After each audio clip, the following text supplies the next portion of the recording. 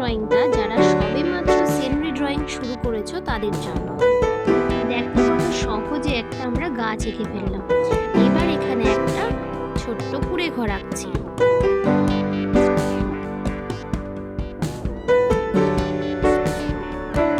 দেখো এই ঘরটার পেছনে আমরা আরো একটা ঘর আঁকছি, কিন্তু সেই ঘরটা সম্পূর্ণ দেখা যাবে না, কারণ সামনের ঘরটা দিয়ে সেই পেছনের ঘরটা ঢাকা পড়বে।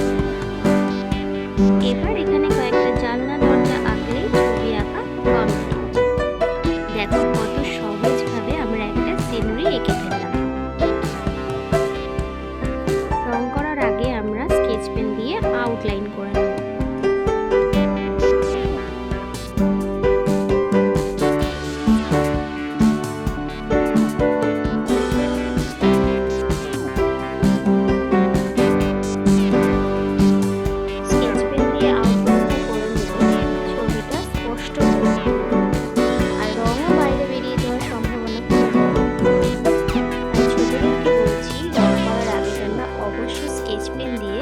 আউটলাইন করে নেব।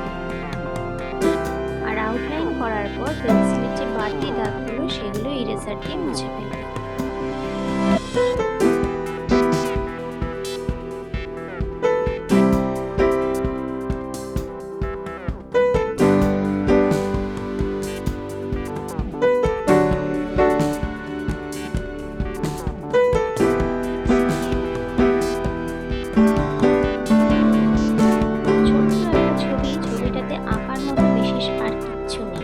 দেখো আমার স্কেচ করা কমপ্লিট হয়ে গেছে।